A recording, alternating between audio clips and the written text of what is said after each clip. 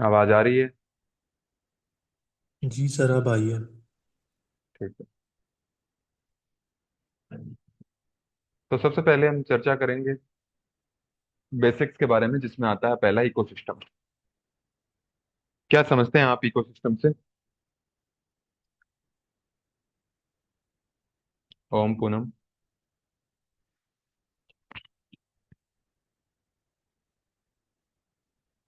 कि जहाँ पर भी आप रहते हैं तो एक इकोसिस्टम वहां पर बनता है।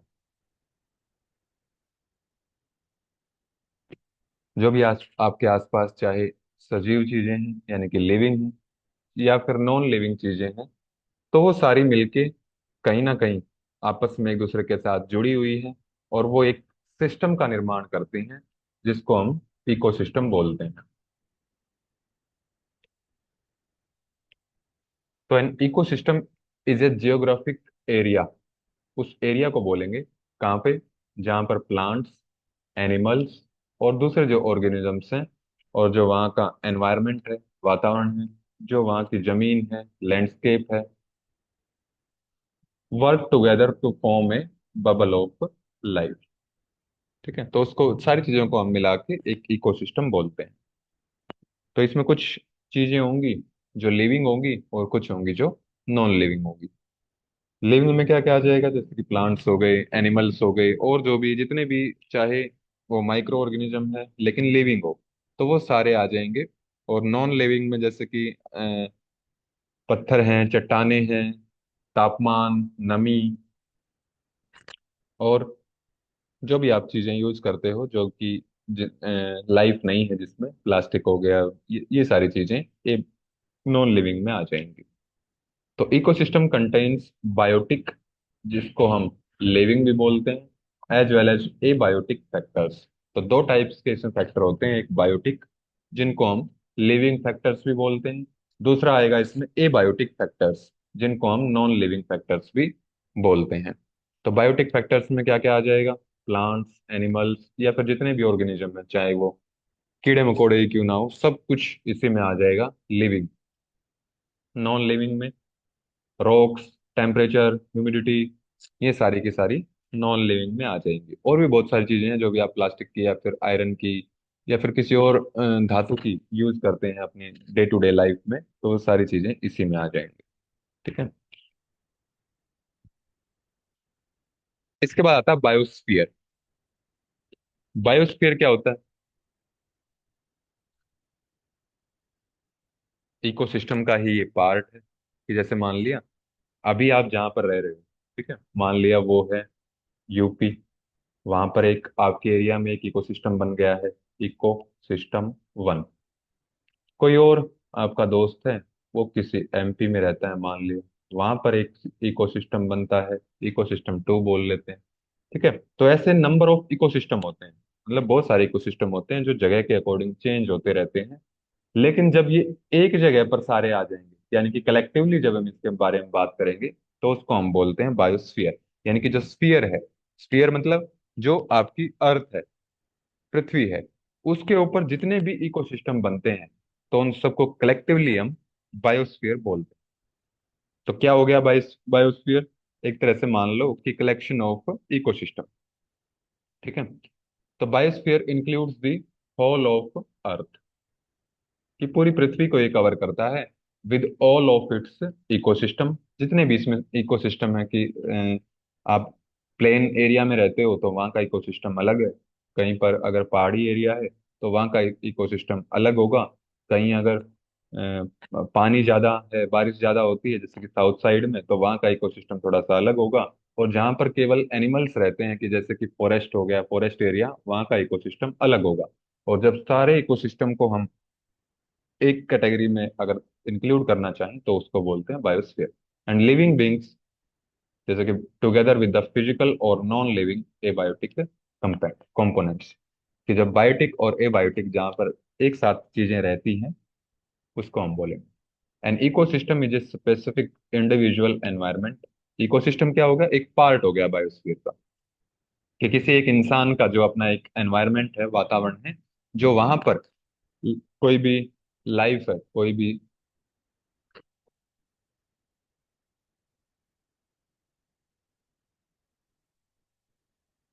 एक सेकेंड।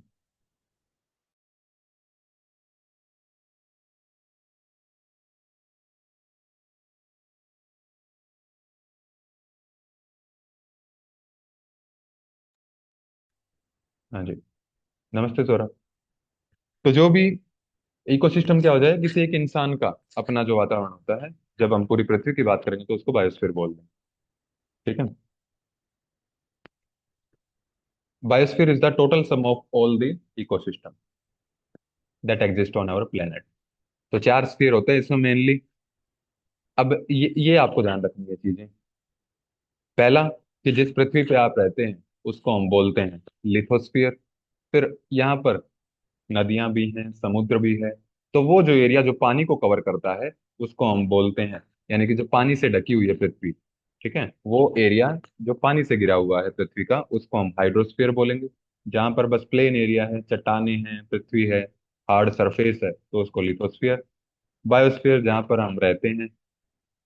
और एक आ जाएगा एटमोस्फियर, जिस हवा में हम सांस लेते हैं। तो ये चार कंपोनेंट्स इसके आ जाएंगे। पहला आता है इसमें अब लिथोस्फीयर।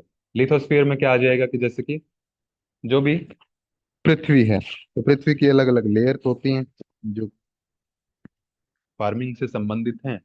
आप में से स्टूडेंट्स उनको पता होगा कि जैसे वो जमीन को खोदते चले जाते हैं, तो खोदते चले जाते हैं तो सबसे पहले कुछ गहराई पे मिलती हैं पत्थर, बहुत सारे पत्थर मिलते हैं। ठीक है। जब वो कवर कर लेते हैं और जितना हम नीचे जाते हैं, गहराई में खोदते चले जाते हैं पृथ्वी को, उतना जो उसकी टेम्परेचर है वो इंक्रीज होता जाएगा। तो ये लेयर्स आपको ध्यान रखनी है कि इनका नाम क्या है। जो सबसे ऊपर वाली लेयर होती है इसको हम बोलते हैं क्रस्ट। तो जो ऊपर, आप अभी जमीन पर खड़े हो जाओ, वहां से लेके और 100 किलोमीटर का आप अंदर तक खोदते चले जाओ, तो वहां तक क्रस्ट है। फिर दूसरी होती है इसमें मेंटल। मेंटल का टेम्परेचर क्रस्ट से ज्यादा होगा।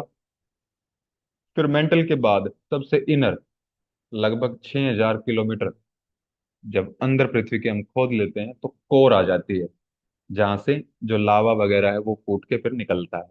ठीक है। यानी कि कोर जो होगी वो सबसे गर्म इसकी लेयर होगी। ठीक है? तो अगर आपको अरेंज करना पूछ ले कि ऊपर से नीचे तक पृथ्वी की जो लेयर्स हैं उसको अरेंज कीजिए, तो सबसे पहले आ जाएगी क्रस्ट, उसके बाद आएगी मेंटल, और लास्ट में आएगी कोर। अगर इनर टू आउटर पूछे तो सबसे पहले कोर, फिर मेंटल और फिर क्रस्ट। तो लिथोस्फीयर क्या है? सॉलिड आउटर पार्ट है ये अर्थ का, पृथ्वी का जो ठोस भाग है उसको हम बोलते हैं। The lithosphere includes the brittle upper portion of the mental and the crust. अब ब्रिटल का मतलब क्या है? जो ऊपर वाली लेयर होती है वो सबसे हार्ड होती है एज कंपेयर टू जो इसके नीचे वाली लेयर्स होती हैं। ठीक है। अगर किसी ने कभी खुदाई की हो, तो जब से जो सबसे ऊपर वाली कुछ मीटर या फिर किलोमीटर का एरिया होता है वो बहुत हार्ड होता है। ठीक है। बहुत मेहनत लगती है उसको खोदने में। लेकिन जैसे जैसे हम नीचे जाते जाएंगे तो सॉफ्ट होती जाएगी वो। ठीक है। तो ये है आपका लिथोस्फियर। अब हाइड्रोस्फियर क्या हो जाएगा? जो भी समुद्र का एरिया है, जहां पर भी पानी इकट्ठा होता है या फिर जो ढका हुआ है पानी से, बायोस्फीयर का, उसको हम हाइड्रोस्फीयर बोले। हाइड्रो जो शब्द यूज किया जाता है वो किया जाता है पानी के लिए। Hydrosphere is the total amount of water on a planet. तो किसी भी प्लेनेट पे जो पानी होगा तो उसका टोटल अमाउंट हाइड्रोस्फीयर के अंदर आ जाएगा।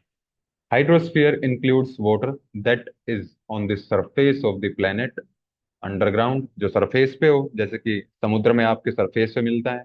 अंडरग्राउंड हो, जब भी आप कोई मोटर या फिर सबमर्सिबल की जो लगा लेते हैं घर में, तो वो अंडरग्राउंड पानी निकलता है। या फिर जो नल लगा लेते हैं तो उससे भी अंडरग्राउंड पानी निकलता है। या फिर जो वातावरण में जो नमी है, वहां पर जो पानी के कण हैं, वाटर वेपर्स हैं, तो ये सारी की सारी मतलब होना वो पानी चाहिए, वाटर होना चाहिए। चाहे वो जो क्लाउड्स हैं उनमें स्टोर है, चाहे वो जमीन के अंदर है, अंडरग्राउंड है, या फिर सरफेस वाटर है, तो सारे के सारे किस में आ जाएंगे?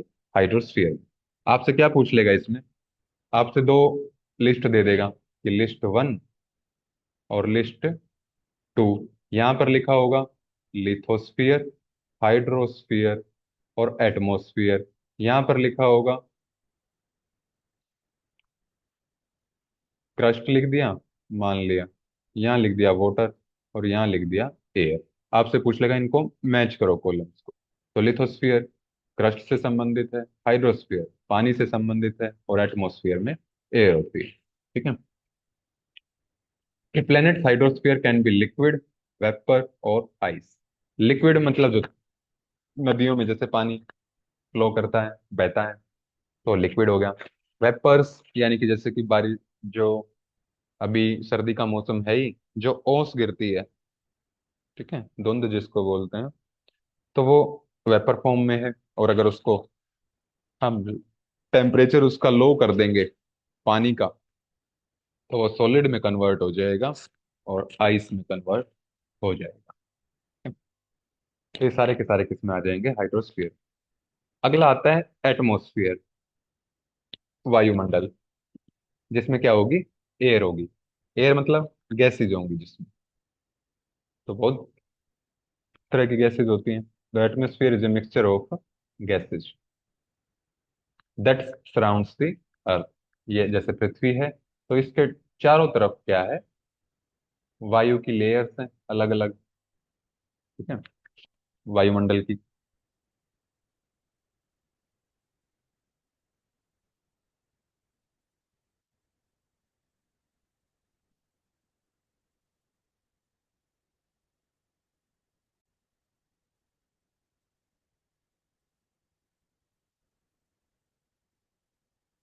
It helps make life possible by providing us air to breathe. जो भी हम सांस लेते हैं, अगर एटमोसफियर, जितने भी हमने बायोस्फीयर के कंपोनेंट्स किए हैं अभी तक, अगर उसमें से एक चीज भी आपको ना मिले, तो लाइफ पॉसिबल नहीं है। जो और प्लैनेट्स हैं जैसे कि मार्स है, वीनस है, उन पे लाइफ पॉसिबल क्यों नहीं है? क्योंकि ये जो बायोस्फीयर में कंपोनेंट चाहिए, वो कंपोनेंट में से कोई एक कंपोनेंट नहीं होता वहां पर। कहीं पर जल नहीं होता, कहीं पर वायु नहीं होती, कहीं पर ग्रेविटी नहीं होती। ठीक है। Shielding us from harmful ultraviolet radiation coming from the sun. अब जो ये लेयर बनती है, यहाँ पर सन है, तो ये सनरेज आती हैं, तो ये जो लेयर बनती है एयर गैसेस की, यही लेयर क्या करती है, अल्ट्रावायलेट रेज से प्रोटेक्ट करती है। अगर अल्ट्रावायलेट किरणें सीधी हमारे स्किन पर गिर जाएं, ये प्रोटेक्शन बीच में ना हो, तो ये,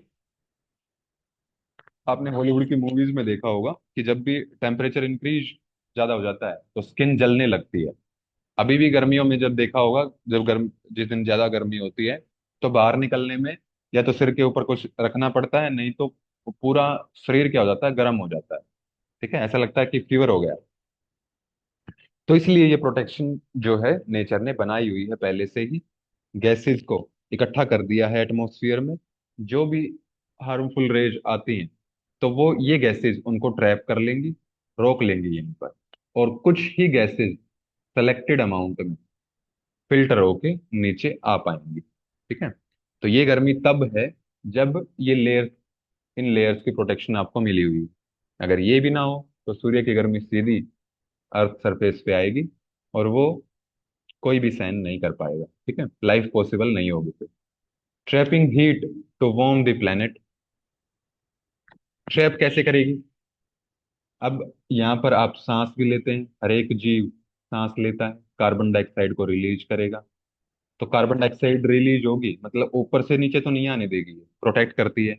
जो नीचे की गर्मी होगी, उसको भी ऊपर नहीं जाने देगी। ऐसा नहीं है कि एक साइड का ट्रांसपोर्ट तो ऑन रहेगा, दूसरी साइड से कुछ आने नहीं देगी। ठीक है। तो यहाँ से जो भी हीट रिलीज होती है, तो उसको भी ये लेयर्स ट्रैप कर लेती हैं। ठीक है, जिसकी वजह से क्या है, एक स्टेबल एनवायरनमेंट आपको, कि नेट जो टेम्परेचर है वो बहुत ज्यादा ऊपर नीचे नहीं होता है। ठीक है, कि जैसे सर्दियों में मान लिया आ जाएगा कितना, 5 से 7 डिग्री सेल्सियस, और गर्मियों में चला जाएगा मान लिया 49 डिग्री सेल्सियस। इसके बीच में ही टेम्परेचर जो है बैलेंस रहता है। ना तो ये 100 क्रॉस करता है, और ना ये माइनस में जाता है। माइनस में चला भी जाएगा तो इतना माइनस में नहीं होगा कि वहां पर लाइफ पॉसिबल ना हो। ठीक है। तो दोनों तरीके से जरूरी है। एक्स्ट्रा हीट को रोकना भी जरूरी है, और जो हीट सर्वाइवल के लिए जरूरी है, जिंदा रहने के लिए जरूरी है, तो उस हीट को बनाए रखना भी अर्थ सरफेस पर जरूरी है। अब अगर जो हम आगे टॉपिक करेंगे ग्रीन हाउस गैसेस का, तो वो भी सेम कंसेप्ट है कि जब भी ये अर्थ सरफेस से जो एमिशन होगा, जो निकलने वाली गर्मी होगी, अगर वो इंक्रीज हो जाएगी, अब ये लेयर्स तो क्या है, रोकेंगी उसको। तो जितना ज्यादा अर्थ सरफेस से गैसेस निकलेंगी, गर्म गैसेस, हॉट गैसेस, तो उतना ही पृथ्वी का टेम्परेचर क्या होता जाएगा, बढ़ता चला जाएगा। ठीक है, ये आगे करेंगे हम green house gases and providing extreme temperature differences between day and night. तो कई पार्ट्स हैं इसके एटमॉस्फेयर के, इसमें से आपको दो पार्ट्स आपको याद रखना। एक तो पहला है, इसमें आपको नाम दिख भी रहा होगा कि जो अर्थ के सबसे नजदीक में है, इसको हम बोलते हैं ट्रोपोस्फियर। और जो दूसरा आता है ट्रोपोस्फियर के ऊपर, उसको हम बोलते हैं स्ट्रेटोस्फियर। ठीक है, ये नाम भी आपसे पूछ लेता है।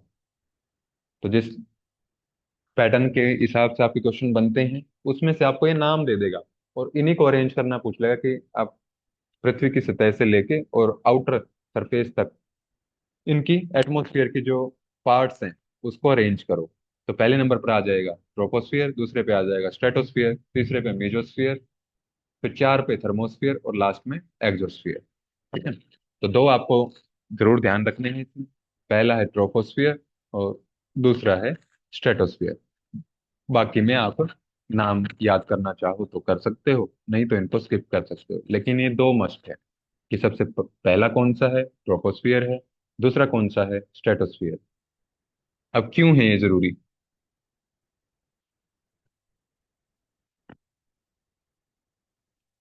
पहला आ गया इसमें ट्रोपोस्फियर। एक बार इसको रीड कीजिए, और 1 मिनट का मुझे समय दीजिए, रीड करो जब तक इसको।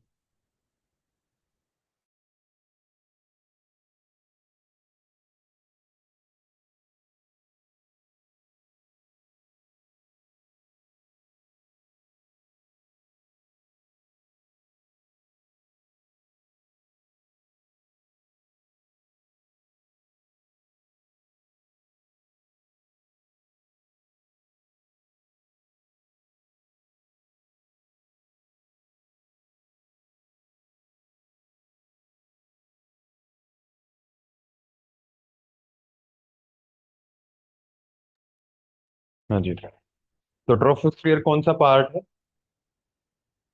जो अर्थ सरफेस के बिल्कुल नजदीक है। तो लोवेस्ट पार्ट है ये एटमॉस्फेयर का, सबसे नीचे वाला, जिसमें हम रहते हैं, वो ट्रोपोस्फियर ही है। ठीक है, तो जितना भी हमारा वेदर है, क्लाउड्स आ गए इसमें, बारिश जहाँ से होती है, बर्फ गिरती है, तो वो सारा इसी में आता है। ठीक है, top of troposphere is called the tropopause. आप ऐसे मान सकते हो इसको कि पृथ्वी थी, इसके सबसे बाहर लेयर आ गई पहले, ट्रोपोस्फियर। इसके बाद एक पोज आ गया, दूसरी लेयर पे जब हम स्विच कर रहे थे, तो उससे पहले एक पोज आ गया, जिसको हम बोलते हैं, यानी कि जो इसी का टॉप हिस्सा होगा। ऐसा नहीं है कि एक पतली लाइन आपने ड्रॉ कर दी तो यही ट्रोपोस्फियर। तो ये किलोमीटर्स में होती हैं ये लेयर्स। मान लिया ये 10 किलोमीटर की लेयर थी, इतना हिस्सा कौन सा है, ट्रोपोस्फियर। तो इसका जो सबसे ऊपर वाला हिस्सा होगा, इसको हम बोलते हैं ट्रोपोपोज, जस्ट स्ट्रेटोस्फियर के नीचे। ठीक है, फिर आ जाती है ट्रोपोपोज के बाद स्ट्रेटोस्फियर। इसको भी आपको अरेंज करना पूछ लेगा, तीनों नाम आपको लिख देगा, ट्रोपोस्फियर, ट्रोपोपोज और स्ट्रेटोस्फियर, कि इनको अरेंज कीजिए असेंडिंग ऑर्डर में। तो सबसे पहले आ जाएगी ट्रोपोस्फियर, फिर दूसरे नंबर पे आ जाएगा ट्रोपोपोज, और तीसरे पे आ जाएगा स्ट्रेटोस्फियर। तो this extends upwards from the tropopause to about 50 kilometres. ठीक है, ये रेंज याद नहीं करनी है आपको, कितने कितने किलोमीटर तक कौन सी लेयर है। ठीक है, बस ये आपको सीक्वेंस पता होनी चाहिए। It contains much of the ozone in the atmosphere which absorbs ultraviolet radiation from the sun। अब ये क्वेश्चन यहाँ पर बन जाता है कि ओजोन लेयर कौन सी एटमॉस्फेयर के पार्ट में होती है, तो स्ट्रेटोस्फेयर में होती है। ठीक है, तो ये इंपॉर्टेंट क्वेश्चन। फिर बाकी लेयर्स हैं जैसे कि मीजोस्फीयर, थर्मोस्फियर, एक्सोस्फीयर, इनके बारे में हम ज्यादा डिटेल से नहीं करेंगे। क्वेश्चन जो बनेगा ट्रोपोस्फियर से और स्ट्रेटोस्फियर से ही बनता है। यहाँ पर देख भी सकते हो इसको, कि जो सबसे पहले आएगी लेयर वो है ट्रोपोस्फियर। फिर यहाँ पर है ट्रोपोपोज, क्योंकि ये ट्रोपोस्फियर का ऊपर वाला पार्ट है। फिर इसके बाद आ गई स्ट्रेटोस्फियर। तो ट्रोपोपोज का देख भी रहे होगे कि 0 किलोमीटर से लेकर और लगभग 12 किलोमीटर तक इसकी रेंज होती है, 12 किलोमीटर चौड़ी ये लेयर है। फिर ये 12 किलोमीटर से 50 किलोमीटर तक एक्सटेंड होती है ये, यानी कि लगभग 38 किलोमीटर्स की। फिर ऊपर 30 किलोमीटर्स की। तो ये ऊपर लेयर आती जाती है। जो मेन है आपकी वो ट्रोपोस्फियर और स्ट्रेटोस्फियर, बार बार बता रहा हूँ। ठीक है, तो ये आपका बेसिक्स था। अगर इसमें कोई डाउट है तो एंकरेज करो जल्दी। इसके बाद हमारा एयर पोल्यूशन स्टार्ट होता है, वायु प्रदूषण। अभी कुछ कंट्रीब्यूट्स तो आप सबने भी किया होगा दिवाली के टाइम पे, तो वही सारे फैक्टर्स हम डिस्कस करेंगे। क्या है एयर पोल्यूशन? Polluted air. अब पॉल्यूटेड एयर का मतलब क्या है? किस एयर को हम बोलेंगे पॉल्यूटेड?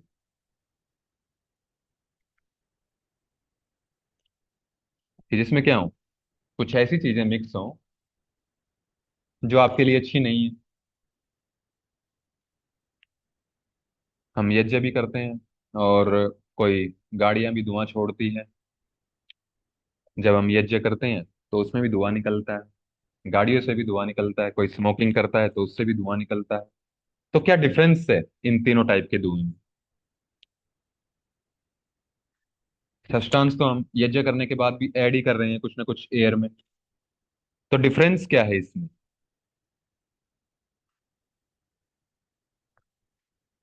बताइए, हैंड रेज करो जल्दी।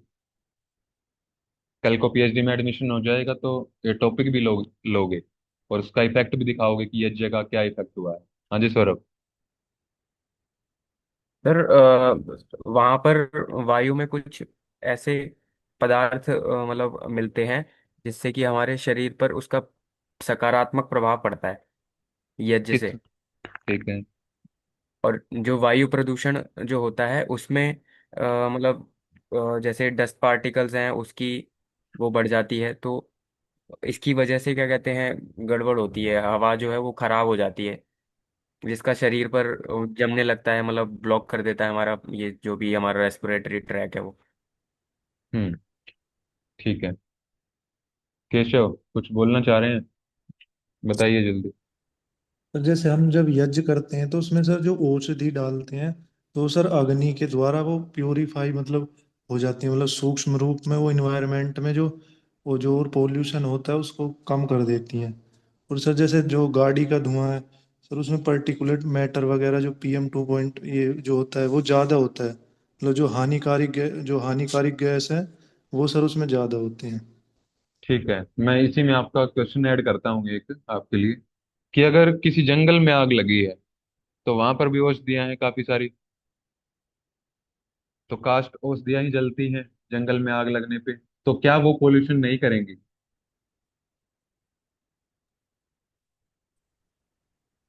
क्या वो वहां की वायु को प्रदूषित नहीं करेंगी, या वो करेंगी? करेंगी सर वो। क्यों करेंगी? सर जब हम हवन करते हैं तो हवन में तो सर एक पर्टिकुलर टाइम पर सामग्री डालते हैं हम। ठीक है, पर्टिकुलर टाइम पे ना डाले तो हवन भी क्या करेगा? प्रदूषण करेगा। अगर धुआं ज्यादा हो जाए यज्ञ करते टाइम तो क्या वो प्रदूषण करेगा? सर धुआं तो मतलब अगर हमें कफ ला रहा है या फिर हमें मतलब ब्लॉकेज कर रहा है तो फिर वो तो नुकसानदेह ही है ना फिर। चाहे वो यज्ञ का क्यों ना हुआ, आप ये बोलना चाह रहे हैं?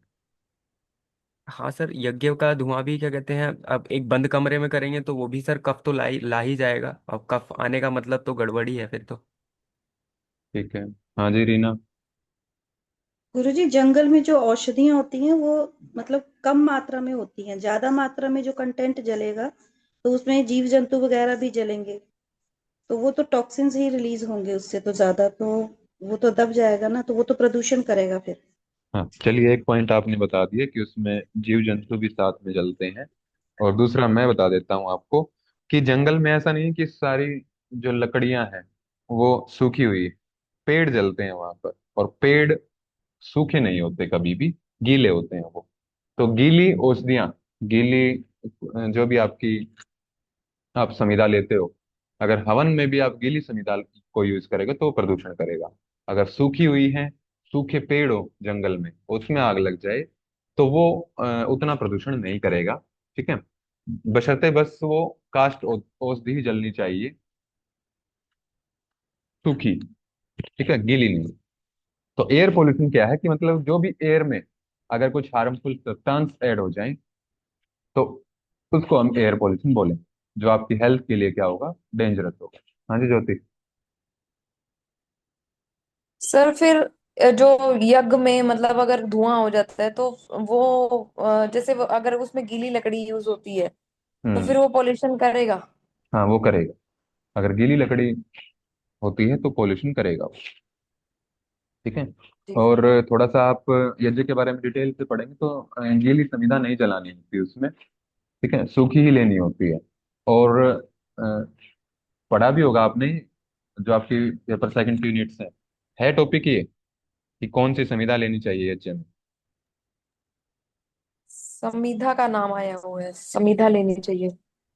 ठीक है, संविदा में क्या होना चाहिए, एक तो वो उसमें कहीं पर छेद नहीं होना चाहिए संविदा में। जैसे कि कीड़े अगर लग जाते हैं तो वो संविदा भी नहीं लेनी है अगर किसी में कीड़े हैं तो। अगर चींटियां में उसमें पहले से डली हो तो वो भी नहीं लेनी चाहिए, गीली भी नहीं लेनी चाहिए। ठीक है, किसी और जीव जंतु से अगर वो खराब हो रखी है, कुछ किसी ने खा ली है थोड़ी बहुत, तो वो भी नहीं लेनी है। तो air pollution is the presence of harmful substances in the air mainly from human activities like industry and transportation। कोई नहीं पूछेगा आपसे एग्जाम में ये। ठीक है, these substances like gases and particles can harm our health and the environment and contribute to climate change। तो common sense की चीजें हैं।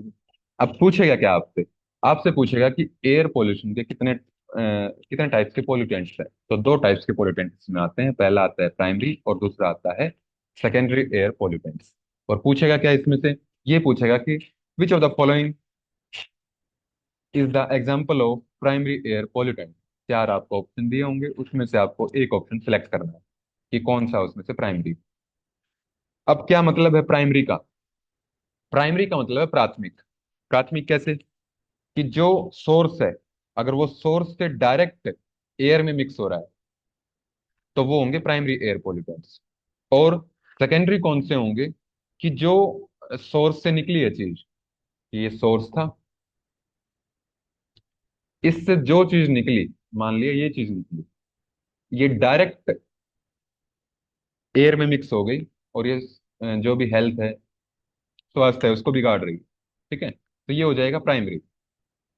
और अगर तो ये जो चीज निकली है ये डायरेक्ट हार्मफुल नहीं है, अगर ये किसी और चीज के साथ मिक्स हो एनवायरनमेंट में, फिर ये वायु प्रदूषण में कंट्रीब्यूट करे, तो उसको हम बोलेंगे सेकेंडरी। मतलब जो सोर्स से रिलीज हो, अगर वो डायरेक्ट पोल्यूशन कर रही है तो वो प्राइमरी सोर्स है, प्राइमरी पोल्यूटेंट है। और अगर जो सोर्स से निकला है वो किसी चीज के साथ रिएक्ट करके किसी और चीज में चेंज हो, तब वो पोल्यूशन करे, तो वो सेकेंडरी है। ठीक है, तो पहले आता है types of primary air pollutants, इसके आपको एग्जाम्पल याद होने चाहिए। ठीक है, नाम नाम है, ज्यादा डिटेल नहीं। पहला है एसपीएम। इस एसपीएम में एस की फुल फॉर्म पूछ लेते हैं कई बार कि what is the meaning of S in SPM. S का मतलब है सस्पेंडेड। सस्पेंडेड का हिंदी में मीनिंग क्या होता है, एनरिच्ड। दूसरा आता है कार्बन मोनोऑक्साइड। तीसरा सल्फर ऑक्साइड्स, सल्फर डाइऑक्साइड भी आ जाएगा, ट्राई ऑक्साइड भी आ जाएंगे, सारे आ जाएंगे इसमें। और फिर आता है नाइट्रोजन के ऑक्साइड्स। सस्पेंडेड का हिंदी में मीनिंग? हाँ जी केशव। निलंबित। निलंबित, जैसे कि जॉब से सस्पेंड कर देते हैं। ठीक है। और दूसरा मीनिंग इसका होता है लटके हुए। ठीक है, कहाँ पर लटके हुए? निलंबित का मतलब भी एक तरह से लटका ही हुआ होता है, कि ना तो वो ड्यूटी पे है और ना रिजाइन ही दिया है उसने। ठीक है, लेकिन काम नहीं कर सकता वो। ऐसे ही ये पार्टिकल्स होते हैं, जो ना तो ऊपर जाते हैं ना जमीन पर गिरते हैं, ये लटके रहते हैं।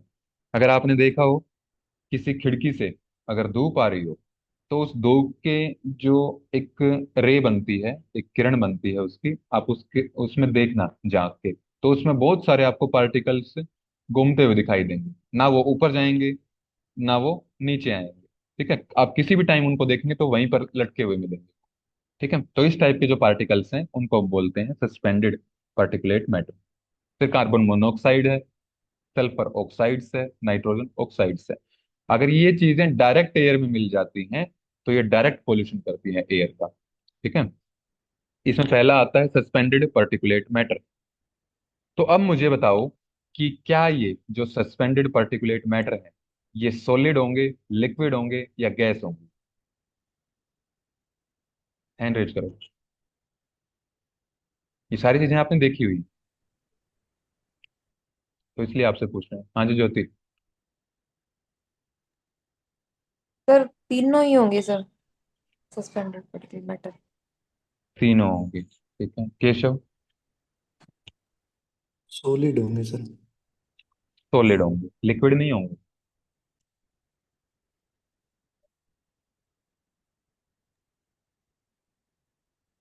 नहीं सर, सॉलिड ही होंगे। ठीक है, सॉलिड और लिक्विड दोनों दोनों होंगे। ठीक है। दोनों थे। हाँ, गैस नहीं होंगी। गैस क्यों नहीं होंगी? क्योंकि गैस की प्रॉपर्टी है कि वो हाई प्रेशर से लो प्रेशर की तरफ ट्रेवल करेगी। तो हाई प्रेशर नीचे है और लो प्रेशर ऊपर है, तो वो ऊपर चली जाएगी। ठीक है, इसलिए जो घर की दीवारें हैं उनमें हम ऊपर की तरफ एग्जॉस्ट फैन के लिए जगह छोड़ते हैं, या तो एग्जॉस्ट फैन लगाने के लिए, या पर वो या फिर वो एरिया खाली छोड़ देते हैं हम, कि जो भी गैसेज होंगी वो वहां से निकल जाएंगी कमरे से। ठीक है, तो it is made of solid particles and liquid droplets in the air। अब ये लिक्विड ड्रॉपलेट्स कैसे सस्पेंडेड रह सकती हैं? कैसे रह सकती हैं?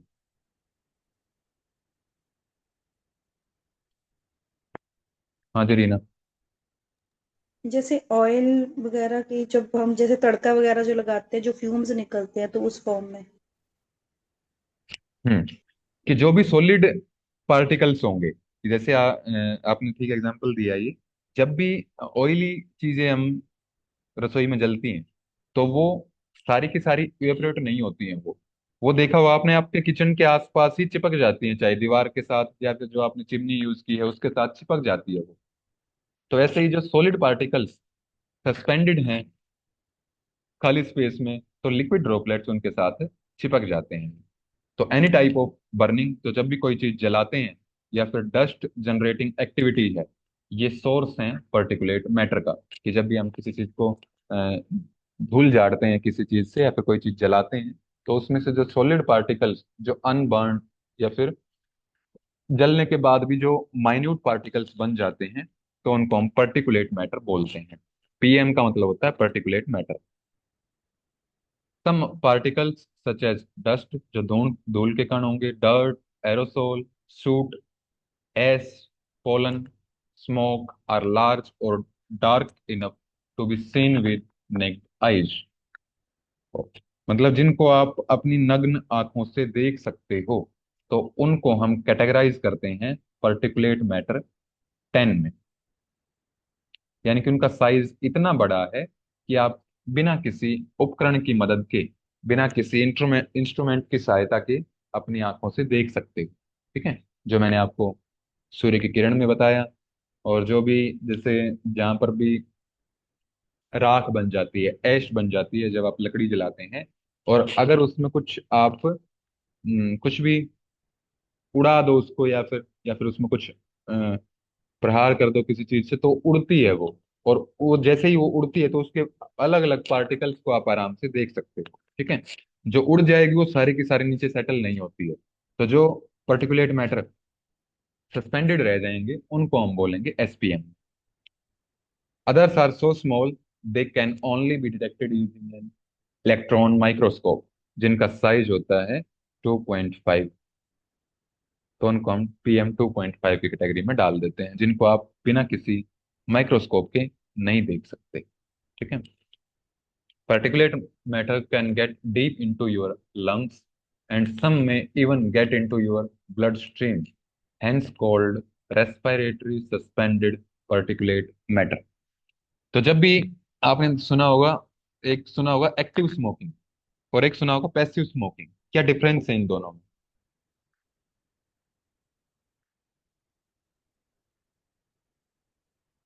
हाँ जी केशव। सर एक्टिव सर वो हो जाएगा जैसे सर अगर कोई वैसे धूम्रपान कर रहा है, और पैसिव हो जाएगा सर अगर कोई जैसे दिल्ली में रह रहा है तो वो पैसिव प्रदूषण को ले रहा है। पैसिव प्रदूषण नहीं पूछा मैंने, मैंने पूछा पैसिव स्मोकिंग क्या होती है। सर जैसे कोई स्मोकिंग कर रहा है, अगर उसके साथ में कोई खड़ा है तो वो पैसिव स्मोकिंग होगी। हाँ, मतलब क्यों बोलेंगे उसको पैसिव स्मोकर, क्योंकि उसके अंदर क्या जा रहा है, PM 2.5, जो भी कार्बन के पार्टिकल्स वहां पर रिलीज होते हैं, या फिर जो भी वो धुआं जो है बाहर निकलता है स्मोकिंग करने वाला, तो उसमें क्या होते हैं, पर्टिकुलेट मैटर होते हैं। और वो इतने छोटे होते हैं कि आपकी ब्लड में, ब्लड स्ट्रीम में भी जाके ऐड हो जाते हैं वो, और इतने डीप चले जाते हैं लंग्स में कि उनका निकालना लगभग नामुमकिन होता है। ठीक है। तो ये है आपके सस्पेंडेड पर्टिकुलेट मैटर। इसके बाद आता है कार्बन मोनोऑक्साइड। तो जो भी चीजें जलती हैं, सबसे जहरीली गैस मानी जाती है ये। अगर कार्बन मोनोऑक्साइड के संपर्क में थोड़ी देर कोई आ जाए तो उसकी डेथ भी हो सकती है। ठीक है। फ्लेमेबल गैस है ये, यानी कि ज्वलनशील है। कलरलेस है, कोई इसका कलर नहीं होता। ऑर्डरलेस है, कोई इसमें स्मेल नहीं आती। टेस्टलेस है, अगर टेस्ट करना चाहेंगे कोई टेस्ट आपको इसमें नहीं मिलेगा। एस्फिक्सिएंट का मतलब होता है दम घोटने वाली। ठीक है, अगर इस एयर में थोड़ी देर रह गई तो क्या हो जाएगा, दम घुट जाएगा। इसका सबसे अच्छा एग्जाम्पल है, जब भी आप अभी सर्दियों में हीटर लगाओगे, जब ज्यादा सर्दी हो जाएगी, और रूम को अगर बंद कर लो, ठीक है, सारे खिड़की दरवाजे उस रूम के आप बंद कर दो और पूरी रात उसमें हीटर चलता रहे, तो क्या होगा, सुबह आप देखोगे उस कमरे में आपसे रुका नहीं जाएगा जब भी आप उठोगे। या फिर रात में भी हो सकता है, जो ज्यादा सेंसिटिव होंगे उनको सांस लेने में कठिनाई महसूस हो। ना उस कमरे में कोई आपको गैस दिखेगी, ना आपको कोई स्मेल आएगी, ना आपको मतलब जैसे कि कुछ, अगर कार्बन डाइऑक्साइड है, CO2 है, तो उसमें क्या होता है, जीभ का टेस्ट थोड़ा सा कड़वा हो जाता है जब कार्बन डाइऑक्साइड के संपर्क में हम आते हैं, लेकिन ना इसमें कोई जीभ का कलर टेस्ट आपका चेंज होगा। ठीक है। तो इसलिए इसको साइलेंट किलर गैस भी बोलते हैं। ठीक है। Haemoglobin binds carbon dioxide, carbon monoxide 200 to 300 times more than oxygen. यानी कि अगर आपके पास दोनों सोर्स अवेलेबल है, अभी आपके सामने ऑक्सीजन भी रखी हुई है और कार्बन मोनोऑक्साइड भी रखी हुई है, तो कार्बन मोनोऑक्साइड बहुत जल्दी बाइंड करती है हीमोग्लोबिन से। अगर कार्बन मोनोऑक्साइड जल्दी बाइंड कर गई, जितना भी हीमोग्लोबिन के मॉलिक्यूल्स हैं, तो ऑक्सीजन बाइंड नहीं कर पाएगी और बाकी जो सेल्स हैं उन तक ऑक्सीजन नहीं पहुंच पाएगी। ठीक है। इसलिए इसको नुकसानदायक ज्यादा बोला जाता है। तो जब भी ये हीमोग्लोबिन के साथ बाइंड करेगी तो उसको हम बोलते हैं कार्बोक्सी हीमोग्लोबिन। ये मैंने आपको बता भी दिया था जब मैंने कार्डियोवैस्कुलर सिस्टम आपको पढ़ाया। The greatest source of carbon monoxide to outdoor air are cars, trucks, and other vehicles and machinery that burns fossil fuels। तो जिस भी मशीनरी में फॉसिल फ्यूल जलता है, तो वो इसका सबसे ग्रेटेस्ट सोर्स माना जाता है। ठीक है। Carbon monoxide in the atmosphere can form carbon dioxide and also affect the concentration of methane. अगर कार्बन डाइऑक्साइड एटमॉस्फेयर में इंक्रीज हो जाए, तो ये जैसे इस ऑक्सीजन को यूज करेगी, जैसे इसमें एक ऑक्सीजन का मॉलिक्यूल ऐड हो जाएगा तो CO2 बन जाएगी। और मीथेन में भी ये कन्वर्ट हो जाती है। नाम आप याद रख लेंगे, साइलेंट किलर गैस है ये इसमें याद रख लेंगे। और इसके जो भी मैंने पहला पॉइंट बताया था कि ये पॉइजनस है, फ्लेमेबल है, कलरलेस है, और क्या है, ऑर्डरलेस है, टेस्टलेस है, दम घोटने वाली है, ये पहला पॉइंट इसका इंपॉर्टेंट है। ठीक है। ये इसमें से कोई भी पॉइंट आपसे पूछ लेगा कि वो प्राइमरी एयर पोल्यूटेंट बताओ जो टेस्टलेस है, या फिर ऑर्डरलेस है, या फिर कलरलेस है, या फिर फ्लेमेबल। ठीक है। इसके बाद आता है सल्फर ऑक्साइड्स। अब सल्फर ऑक्साइड्स ये एसिड रेन में भी आपका कंट्रीब्यूट करते हैं, जो आगे हम करेंगे। ठीक है। और इसके जो भी फॉसिल फ्यूल्स हैं, जो भी किसी भी मशीनरी में अगर फॉसिल फ्यूल जलता है तो उसमें से रिलीज होते हैं, are pollutants that contribute to the formation of sulphuric acid. ठीक है। तो सल्फ्यूरिक एसिड की फॉर्मेशन में हेल्प करते हैं, कंट्रीब्यूट करते हैं, या फिर एसिड रेन। जब भी हम बात करेंगे एसिड रेन की, तो ये नाम आपको ध्यान रखना है कि सल्फ्यूरिक एसिड या फिर सल्फर ऑक्साइड्स। ठीक है, क्योंकि इसके बिना एसिड रेन नहीं होती है। ठीक है। As well as particulate pollution. The main source of emission of sulfur oxides is the burning of fossil fuels. Sulfur dioxides can cause respiratory problems such as bronchitis and can irritate your nose, throat, and lungs. It may cause coughing, wheezing, phlegm, and asthma attacks. ठीक है। तो ये जिसको सांस की बीमारी पहले से है उसको प्रॉब्लम ज्यादा करती है सल्फर डाइऑक्साइड। ठीक है। कफिंग होता है खांसी आना, वीजिंग मतलब कि जैसे सीटी बजती है वैसी आवाज लंग्स के पास से आने लगती है जब भी हम सांस लेते हैं। फ्लेगम, ज्यादा कफ बनता है, बार बार स्पीट आउट करता है वो। ठीक है। अस्थमा, दमा। तो ये है आपका सल्फर ऑक्साइड। इसके बाद आता है नाइट्रोजन ऑक्साइड। तो नाइट्रोजन ऑक्साइड अगर आपने देखा हो,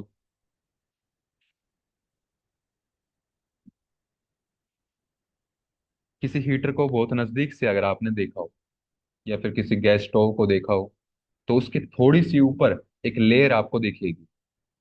ठीक है। एक अलग से ही आपको हेजी अपीयरेंस वहां पर दिखता है, धुंधलापन वहां पर दिखेगा आपको थोड़ा सा ऊपर उसके। वो किसकी वजह से होता है? नाइट्रोजन ऑक्साइड की वजह से।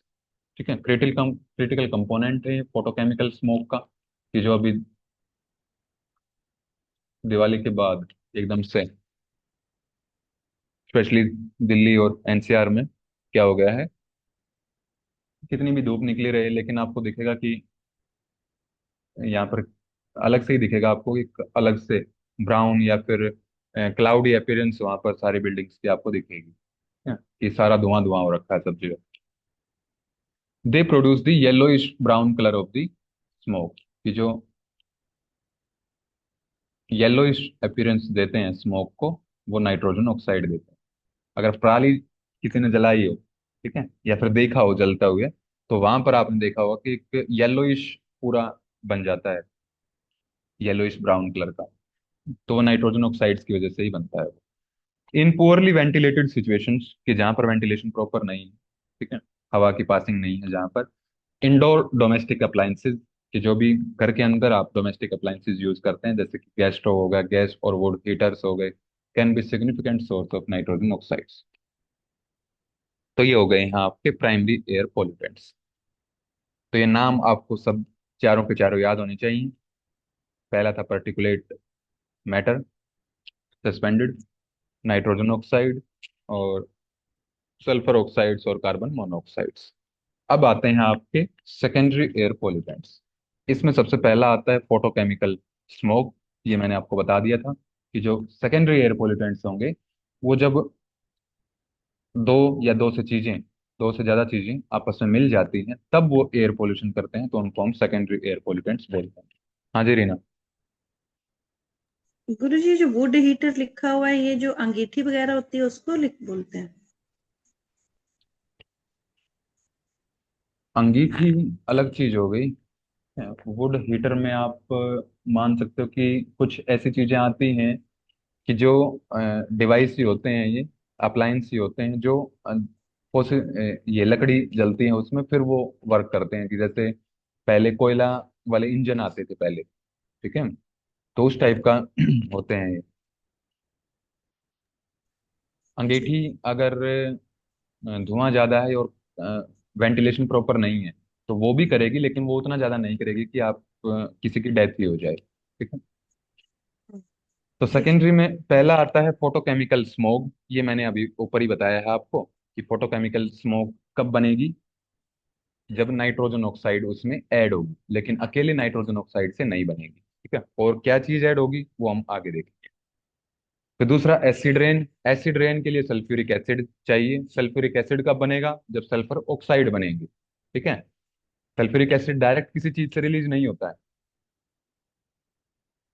फिर तीसरा है ग्राउंड लेवल ओजोन। और फोर्थ है इसमें पर ऑक्सी एसाइल नाइट्रेट्स। इसकी फुल फॉर्म भी कई बार पूछ लेते हैं, पैन की फुल फॉर्म क्या है। तो पर ऑक्सी एसाइल नाइट्रेट्स। पहला आता है इसमें फोटोकेमिकल स्मोक। तो ये जो आपको दिख रहा है ये फोटोकेमिकल स्मोक है। इसमें कैसी अपीयरेंस आपको दिख रही है, ब्राउन बिल्कुल। पूरी पूरा शहर कैसा हो गया, पूरा ब्राउन। ठीक है। और ये बनते कैसे हैं, पहला मैंने आपको बता दिया था, क्या, नाइट्रोजन ऑक्साइड। ये तो रिलीज हो गए, प्राइमरी में आ गया आपका। और दूसरे होते हैं इसमें वोलेटाइल ऑर्गेनिक कंपाउंड्स, वीओसी। जब ये रिएक्ट करते हैं किसकी प्रेजेंस में, सनलाइट की प्रेजेंस में, तब ये फोटोकेमिकल स्मोग बनता है। यानी कि डायरेक्ट फोटोकेमिकल स्मोक किसी भी सोर्स से रिलीज नहीं होता है। जब ये दो या दो से ज्यादा चीजें आपस में रिएक्ट करती हैं तब ये पॉल्यूशन करता है, अन्यथा नहीं करेगा, इसलिए सेकेंडरी पॉल्यूटेंट्स में। फिर आगे आता है एसिड रेन। एसिड रेन में पहला आ गया आपका सल्फर ऑक्साइड्स। तो results when sulphur dioxide and nitrogen oxide. अगर नाइट्रोजन ऑक्साइड को मिल जाए वीओसी और सनलाइट भी आ जाए तो वो बनाएगी photochemical smog.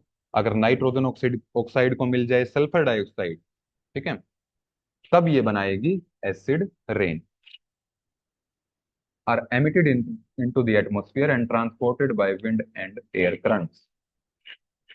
Sulfur dioxide and nitrogen oxide reacts with water, oxygen and other chemicals to form sulfuric and nitric acids. और ये एसिड जब वाटर वेपर्स के साथ मिल जाते हैं ऊपर क्लाउड्स में, फिर बारिश के रूप में ऊपर से, बारिश के साथ में ये सल्फ्यूरिक एसिड और नाइट्रिक एसिड बरसते हैं, तब उसको हम एसिड रेन बोलते हैं। These then mix with water and other materials before falling to the ground. ठीक है, पानी के साथ मिक्स हो जाएंगे और फिर बारिश के रूप में ये गिरते हैं। तो ये है आपका एसिड रेन। अब तीसरी आती है ग्राउंड लेवल ओजोन। क्या होती है ग्राउंड लेवल ओजोन, अच्छी होती है कि बुरी होती है, सुना है पहले नाम।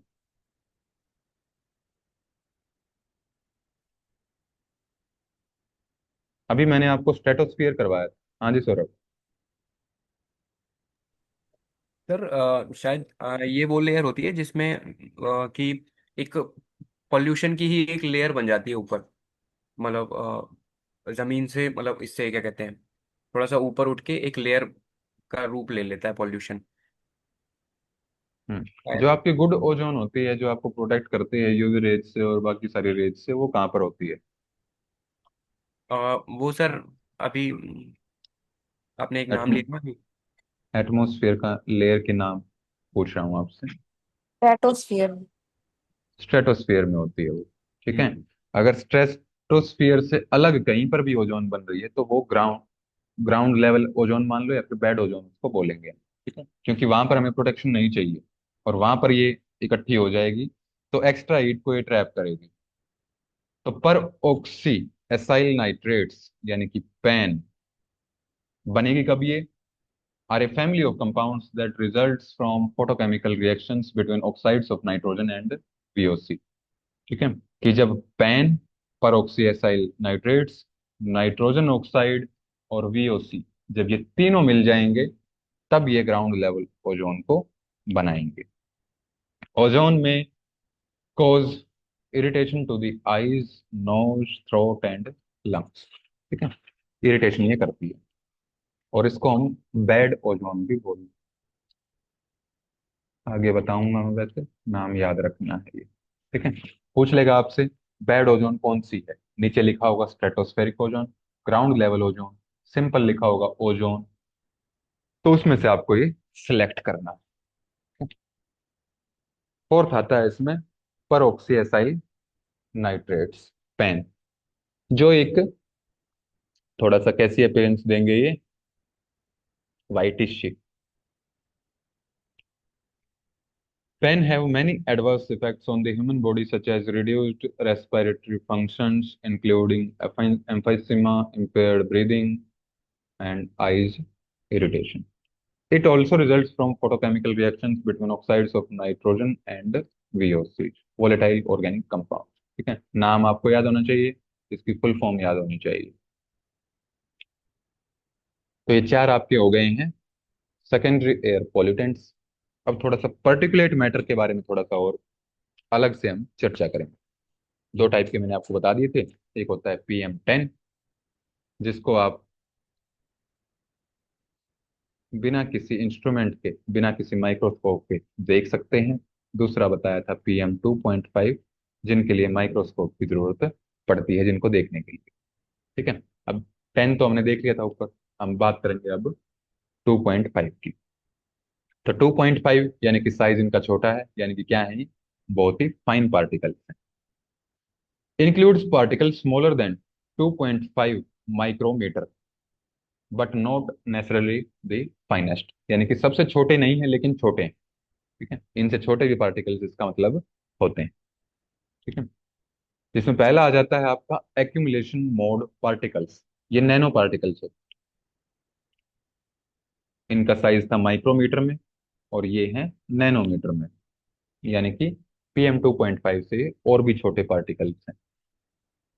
These range from zero point 0.1 micrometer, larger than both nucleation and Aitken mode particles।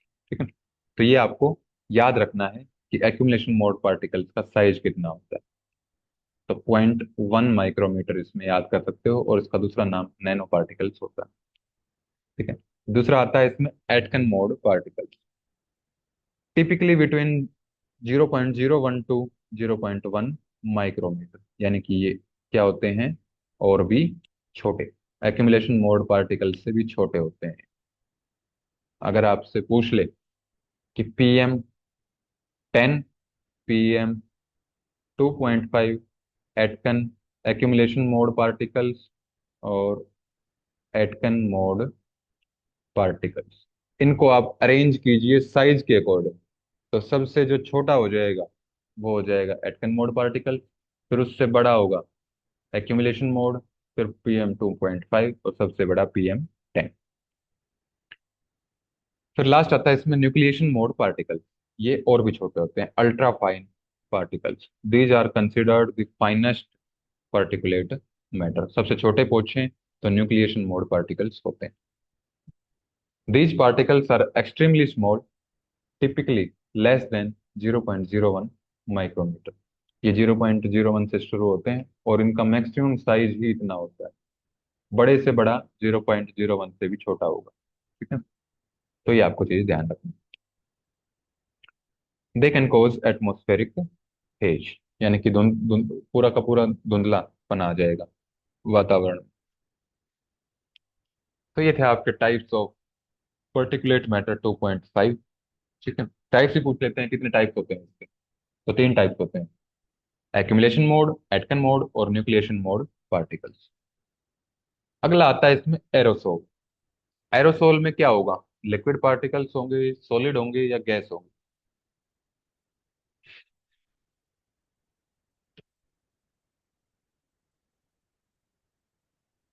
जवाब बहुत लेट देते हो। हाँ जी केशव। सॉलिड, लिक्विड और गैस तीनों ही होंगे। अगेन गैस में तो मिले ही होंगे ये। ठीक है, गैस नहीं होगी, सॉलिड और लिक्विड। तो एरोसोल आर टाइनी सॉलिड और liquid particles suspended in A gas, जो एक किसी गैस में अटक गए हैं, सॉलिड और लिक्विड के कण, उनको हम एरोसोल बोलते हैं। ठीक है, they can originate from both natural and human made sources, and their size typically ranges from a few nanometer to several micrometers। ठीक है, ये जरूरी नहीं है साइज इसका। Aerosol play a significant role in the atmosphere by influencing climate, weather and air quality. तो aerosol ही decide करते हैं कि उस एयर में कितनी क्वालिटी है। इसके टाइप्स इंपॉर्टेंट है, बाकी ये आपको पता होना चाहिए कि सॉलिड और लिक्विड पार्टिकल्स में होते हैं। तो टाइप्स आते हैं इसके, एक होंगे प्राइमरी एरोसोल और एक होंगे सेकेंडरी एरोसोल। अगर प्राइमरी की बात करें तो कौन से होंगे, प्राइमरी नाम मैंने लिख दिया, तो कौन से होंगे प्राइमरी एरोसोल, डेफिनेशन में पूछ रहा हूँ, एग्जाम्पल नहीं। तो जो डायरेक्ट जो डायरेक्ट सोर्स से निकले, ठीक है, हैंड रेज करके बोलिए। Primary aerosols are particles that are directly emitted into the atmosphere from various sources। ये तो डायरेक्टली, ये शब्द इंपॉर्टेंट है इसमें, डायरेक्टली एमिट होंगे एटमॉस्फेयर में और जो पोल्यूटेड कर देंगे एयर को। पहला आता है इसमें नेचुरल, दो टाइप के हमने किए हैं, नेचुरल और मैनमेड। तो पहला आता है इसमें नेचुरल, कि नेचुरल ऐसे कौन से सोर्सेज हैं जो एरोसोल होते हैं प्राइमरी। पहला आता है इसमें सी सॉल्ट। सी सॉल्ट यानी कि जब भी समुद्र में लहरें आती हैं, वेव्स आती हैं, तो पानी क्या होता है, ऊपर, पानी की बूंदें ऊपर की तरफ उड़ती हैं और वो गैस में क्या हो जाती है, ट्रैप हो जाती है। दूसरा आता है डस्ट, या किसी रेगिस्तान की बात करें, बेयरसोल या फिर वोल्केनिक ऐश, कि जब भी लावा फूटता है तो वो उड़ता है ऊपर की तरफ और वो एयर में ट्रैप हो जाता है। पोलेंस एंड स्पोर्स, जो भी प्लांट से रिलीज होते हैं। स्मोक, जो धुआं निकलता है या तो जंगल में आग लग जाए या फिर जो वोल्केनिक इरप्शन होते हैं, लावा फूटता है तो उससे। अब अगले आते हैं एंथ्रोपोजेनिक, यानी कि ह्यूमन मेड। इसमें क्या क्या हो जाएगा, ह्यूमन ने क्या क्या बनाया है, व्हीकल्स बना दिए हैं, उनसे धुआं निकलता है, और मेनली क्या छोड़ते हैं, कार्बन। तो ब्लैक कार्बन, जिसको सूट भी बोलते हैं, emitted from vehicle exhaust, industrial activities and residential would burning. जो भी घर में लकड़ी जलती है खाना बनाने की, तो उससे ये निकलता है। डस्ट, कंस्ट्रक्शन में जो भी धूल उड़ती है, माइनिंग में या फिर एग्रीकल्चरल एक्टिविटीज में, ठीक है। अब याद करने के लिए आपको करना पड़ेगा ये, ठीक है, लेकिन एजुकेशन सिस्टम थोड़ा सा ऐसा हो गया, पॉलिसी ऐसी बन गई है कि जैसे हम अच्छा मानते हैं फीमेल्स को कि वो जो भी गैस चूल्हा होता है, मतलब चूल्हे के ऊपर खाना बनाए, जो जिसमें हम लकड़ी जलाते हैं, ठीक है, एक्चुअली में बेनिफिशियल होता है, लेकिन यहाँ पर किस में डाल दिया है ये, कि पॉल्यूशन का कारण बनता है ये, ठीक है। जो भी एग्रीकल्चरल एक्टिविटीज होती हैं, जब भी पराली जलती है या फिर और भी कुछ एक्टिविटीज होती हैं, खुदाई का या फिर जो भी काम है, ठीक है, मशीनरी का यूज ना हो, तो वो भी पॉल्यूशन नहीं करती हैं वो। लेकिन मशीनरी को प्रमोट करना है, एलपीजी को प्रमोट करना है, तो इसलिए ये चीजें इसमें डाल दी गई है, और आपको याद भी करनी पड़ेंगी, और आंसर इसी में से लगाना भी पड़ेगा, ठीक है। लेकिन आपकी नॉलेज के लिए बता रहा हूँ, ये पॉल्यूशन नहीं करती हैं, ठीक है। फिर फ्लाई ऐश, क्योंकि उनको क्या करना है कि जो अ, गाड़ियों से धुआं निकल रहा है, गाड़ियों में एसी चलता है, ग्रीन हाउस गैसेज निकलती हैं, और जो और क्या चीजें हैं, जो भी खेती में मशीनरी यूज होती है, तो उनको प्रमोट करना है कि उनके ऊपर कोई सवाल ना उठा दे कि इनको बैन करो, तो उन्होंने आपकी जो फायदे की चीजें वो भी इसमें इंक्लूड कर दी कि अच्छा ये बैन करवाओगे तो ये भी बैन करना पड़ेगा, ठीक है। फिर from coal combustion in power plants, तो उससे जो फ्लाई ऐश निकलता है वो भी क्या हो जाते हैं, एयर में सस्पेंडेड हो जाता है। तो ये है आपके प्राइमरी एरोसोल। कोई भी चीज आप पढ़ते हो तो उसका पॉजिटिव नेगेटिव आपको खुद भी थोड़ा सा बुद्धि लगानी पड़ती है आपको उसमें, ठीक है। जब जो महिलाएं हैं, अगर चूल्हे के ऊपर खाना बनाती थी, किसी को ब्रेस्ट कैंसर, सर्वाइकल कैंसर नहीं होता था। जब से उन्होंने इस पे एलपीजी सिलेंडर पे खाना बनाना स्टार्ट किया है, तो ब्रेस्ट कैंसर, सर्वाइकल कैंसर, ये सारे केसेस बढ़ने लगे। अब तो हाल ये है कि 10 में से 2 महिलाओं को ब्रेस्ट कैंसर है, ठीक है। और आगे ये फ्रिक्वेंसी और इंक्रीज होगी, जैसे जैसे एलपीजी का यूज बढ़ता चला जाएगा, तो और इंक्रीज होगी वो, ठीक है। क्लास के लास्ट में अगर आप याद दिलाएंगे, तो पहले मैं आपसे पूछूंगा, पहले अपनी बुद्धि लगाइए कि क्या ऐसा रीजन है कि एलपीजी गैस से जो ब्रेस्ट कैंसर के केस हैं वो इंक्रीज हो रहे हैं? ठीक है, स्पेशली मैं जो भी फीमेल स्टूडेंट्स हैं उनकी बात कर रहा हूँ, क्योंकि आप में से बहुत सारे बनाते होंगे। ठीक है, स्विच करना भले ही पॉसिबल ना हो, लेकिन आपको उसकी जानकारी होनी चाहिए जिससे आप उसको डैमेज को मिनिमाइज कर सकें। ठीक है, और जो मेल हैं वो अपने घर की महिलाओं को थोड़ा सा गाइड कर सकते हैं उसमें। तो सबके विचार में लूंगा, तो सोच के रखना, और 10-10 सेकंड का ही समय दूंगा, एक एक दो दो मेन मेन पॉइंट्स बता देना आपने। सेकेंडरी एरोसोल कि जो किस में बनेंगे, एटमोसफियर में बनेंगे, दो या दो से ज्यादा चीजें जब मिल जाएंगी तो वो सेकेंडरी एरोसोल को बनाएंगे। Particles that are formed in the atmosphere from the chemical reactions of the precursor gases. इसमें भी नेचुरल होंगे, मैनमेड होंगे। नेचुरल में क्या क्या हो जाएंगे? बायोजेनिक वोलेटाइल ऑर्गेनिक कंपाउंड्स, ठीक है, from plants can react in the atmosphere to form secondary organic aerosol. अब यहाँ पर इन्होंने ये नहीं लिखा है जेनेटिकली मॉडिफाइड प्लांट्स। तो जो जेनेटिकली मॉडिफाइड प्लांट्स होते हैं उनसे जो कंपाउंड्स रिलीज होते हैं वो ये पोल्यूशन करते हैं, लेकिन जनरली इन्होंने क्या मेंशन कर दिया है इसमें, बस प्लांट्स, ताकि आप दूसरे प्लांट्स के ऊपर भी सोचने के लिए मजबूर हो जाएं कि क्या ये जो नेचुरल है हमारे प्लांट्स ये भी पोल्यूशन करते हैं? ये नहीं करते हैं। लेकिन अगर वहां पर आ जाता है ऑप्शन में तो आपको वो ऑप्शन टिक करना पड़ेगा। फिर दूसरे आते हैं एंथ्रोपोजेनिक यानी कि मैनमेड। इसमें पहला आ जाएगा industrial emission, sulphur oxides, specially इसमें मेंशन किया सल्फर डाइऑक्साइड का। From power plants can form sulphate aerosols. Vehicle emission में नाइट्रोजन के ऑक्साइड्स निकलते हैं। Traffic can react to form nitrate aerosol. Ammonia from agricultural activities can combine with other compounds to form ammonium sulphate और ammonium nitrate particles. ठीक है, इसका थोड़ा सा बता दूं मैं कि जो भी अभी गाय का ट्रेंड कम हो गया है, तो गाय के ये बहुत लंबे समय से थोड़ा थोड़ा करके डाला गया है कि गाय जो फ्लेटस पास करती है उसमें अमोनिया होती है, या फिर जो भी वो उद्गार लेती है अपनी, तो उसमें अमोनिया गैस रिलीज होती है और वो पोल्यूशन करती है, हार्मफुल होती है जो भी घर में रखेगा उसको। ठीक है, तो ये चल पड़ा है अभी ट्रेंड में। ठीक है, लेकिन वो हार्मफुल नहीं होती है, इतना भी आपको पता होना चाहिए। ये थे आपके सेकेंडरी एरोसोल्स।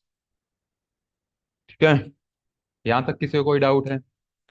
इसके बाद लास्ट टॉपिक रह गया आपका ग्रीन हाउस और ओजोन। तो ये भी हम करेंगे अभी। अगर यहाँ तक कोई डाउट है तो पहले वो पूछ लो। छोटा सा ही टॉपिक है, ये सारा रिलेटेड है, तो एक बार में ही कर लेंगे इसको।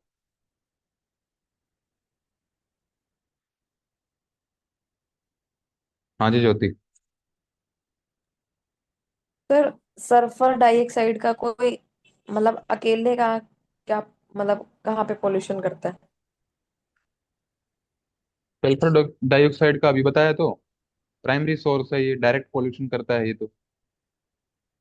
नहीं, एग्जाम्पल पूछ रही सर। एग्जाम्पल जो भी मशीनरी है, चाहे वो गाड़ी है, चाहे कोई मशीन में कोई ईंधन जलता है, चाहे वो पेट्रोल है चाहे डीजल है, तो उससे जो भी धुआं निकलता है उसमें सल्फर डाइऑक्साइड होती है। सल्फर के ऑक्साइड्स होते हैं, डाइऑक्साइड भी हो सकती है, ट्राइऑक्साइड भी हो सकती है। और वो मेनली जो भी ये गैसेज होती हैं, गैसेज मेनली आपके रेस्पिरेटरी सिस्टम को ही डैमेज करती हैं। और एक बार रेस्पिरेटरी सिस्टम डैमेज हो गया ऑक्सीजन से पहले, अगर वो हीमोग्लोबिन के साथ बाइंड हो गई चीजें, तो वो ओवरऑल फिर स्टार्टिंग रेस्पिरेशन से होगी, लेकिन पूरे शरीर के इम्पैक्ट पे वो प्रभाव डालती हैं बाद में। ठीक है। जी सर। और अगर मैं करूँ वाटर पोल्यूशन की बात, तो स्टार्टिंग कहाँ से होगी? अगर स्वास्थ्य बिगड़ने की बात करें तो वाटर पोल्यूशन कल करेंगे हम। अभी मैं पूछ रहा हूँ, अभी पॉइंट पूछ लिया है आपने तो। ज्योति। सर वो वाटर पोल्यूशन तो मतलब ये जो हमारी सीवरेज लाइन या फिर स्वास्थ्य स्वास्थ्य कैसे बिगड़ेगा? कौन सा सर वो स्वास्थ्य पानी हम बिगड़ेगा? पियेंगे तो हाँ, कौन सा सिस्टम? ये तो बता दिया मैंने, गैस का तो कि रेस्पिरेटरी सिस्टम बिगड़ेगा। वो हमारा पाचन बिगड़ेगा उससे। पाचन तंत्र, डाइजेस्टिव सिस्टम। ठीक है, तो ग्रीन हाउस गैसेज ये अर्थ है, तो इसके चारों तरफ ये लेयर बनी हुई है गैसेज की। तो अगर ये किसी कारण से ये लेयर क्या हो जाए, मोटी हो जाए, मोटी कैसे होगी? जब यहाँ से रिलीज होके जो पार्टिकल्स हैं वो ज्यादा रिलीज होंगे और इस लेयर में वो ट्रैप होते जाएंगे। जब ये ट्रैप होते जाएंगे तो सनरेज के ऊपर तो इतना इफेक्ट पड़ेगा नहीं, क्योंकि वो तो पेनिट्रेट कर जाती हैं यूवी रेज तो। लेकिन जो अर्थ सरफेस से जो गर्मी निकलेगी, क्योंकि यहाँ पर भी हमें गर्मी ज्यादा लगती है तो एसी चला लेते हैं, सर्दी ज्यादा लगती है हीटर चला लेते हैं, पैर दुखते हैं तो गाड़ियों में जाते हैं। तो सारी चीजें, गैसेस निकलती हैं सब में, और ये गैसेस क्या, इन लेयर्स में क्या हो जाती हैं, ट्रैप हो जाती हैं, और ये लेयर क्या हो जाती है, मोटी हो जाती है। तो पहले तो क्या था कि ज्यादा गर्मी अगर आ गई तो ये लेयर क्या करती थी, उस एक्स्ट्रा गर्मी को ऊपर की तरफ एनवायरनमेंट में फेंक देती थी। लेकिन जब ये लेयर मोटी हो गई है तो क्या, ये एक्स्ट्रा जो गर्मी है ये अब इसी एरिया में, जो इतना एरिया बचा है ये इसी में ट्रैप हो गई। और जब ये एक्स्ट्रा गर्मी इस लेयर में ट्रैप हो गई, इस एरिया में ट्रैप हो गई, तो अर्थ का जो टेम्परेचर है वो बढ़ जाता है। ठीक है। तो जो ये गैसेस ट्रैप हो जाती हैं, या फिर जो ये लेयर बनती है जिस गैसेस की, उनको हम बोलते हैं ग्रीन हाउस गैसेस। और इन ग्रीन हाउस गैसेस की वजह से अर्थ का टेम्परेचर इंक्रीज हो गया, इसको हम बोलते हैं ग्रीन हाउस इफेक्ट। तो क्या है green house effect? Is the way in which heat, या फिर बोलो infrared radiation, is trapped close to the earth surface by green house gases. ठीक है, यही बताया मैंने आपको। These heat trapping gases can be brought of as a blanket wrapped around Earth, keeping the planet toastier than it would be without them। क्या मतलब है इसका? कि जैसे आप सर्दियों में अभी कोई ब्लैंकेट या फिर जो भी आपका शॉल है वो ओढ़ लेते हो, तो उसका कंसेप्ट क्या होता है? या फिर हम कपड़े एक्स्ट्रा डाल लेते हैं, कपड़ों की लेयर एक्स्ट्रा बना लेते हैं। कंसेप्ट क्या होता है उसका?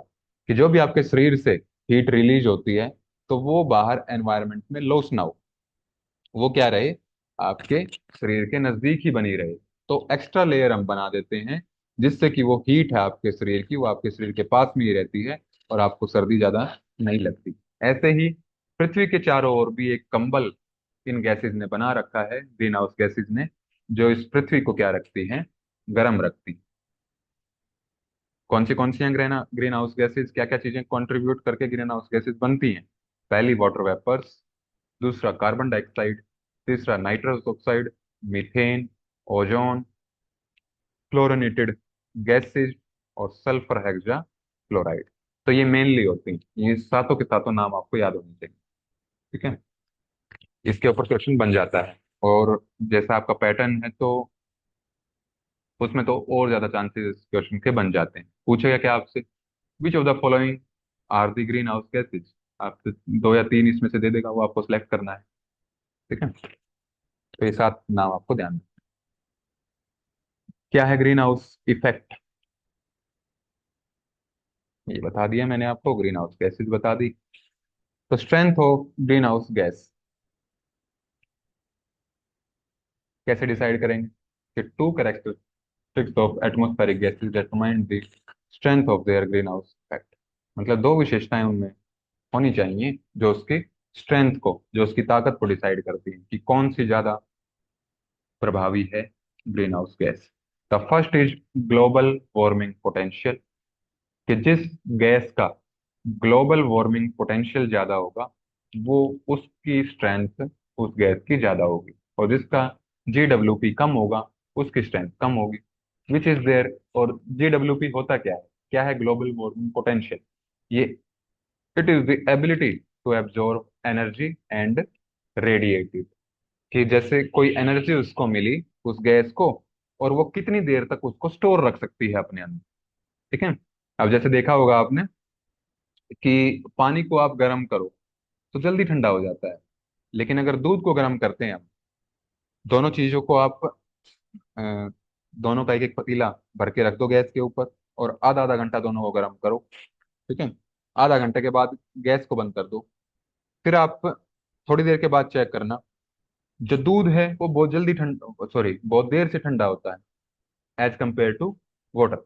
पानी जल्दी थोड़ा कूल डाउन हो जाएगा, दूध थोड़ा सा लेट होगा।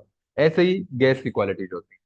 कि जो भी गैसेज हैं, जो सात आपने बताई हैं, पीछे हमने देखी हैं, तो उसमें सबको थोड़ी सी गर्म की गई वो गैसेज, या फिर सबको एनर्जी दी गई, तो वो कितनी देर तक कौन सी गैस अपने अंदर स्टोर रख सकती है, और उसको रेडिएट कितनी देर में करेगी वो, तो ये उसका GWP है, ग्लोबल वार्मिंग पोटेंशियल है। और दूसरा होता है इसमें एटमॉस्फेरिक लाइफ टाइम।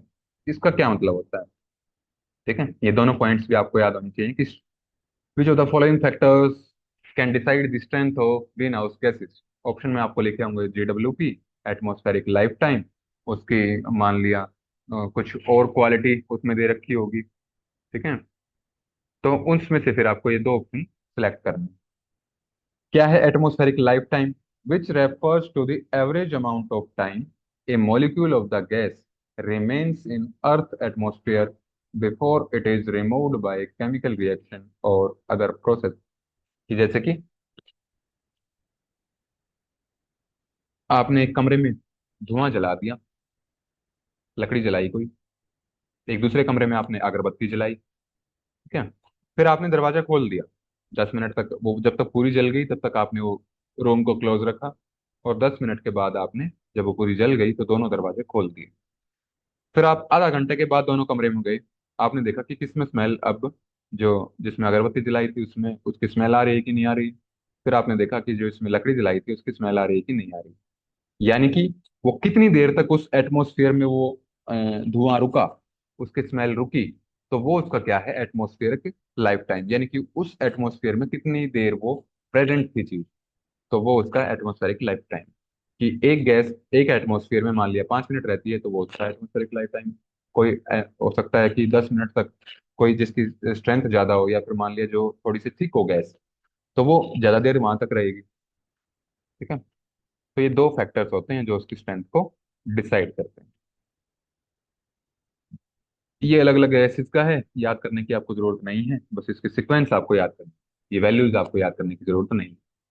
पहला दिया हुआ है ग्लोबल वार्मिंग पोटेंशियल, ये 100 साल का टाइम ओरिजिन लिया गया है, 100 साल का टाइम गैप लिया गया है।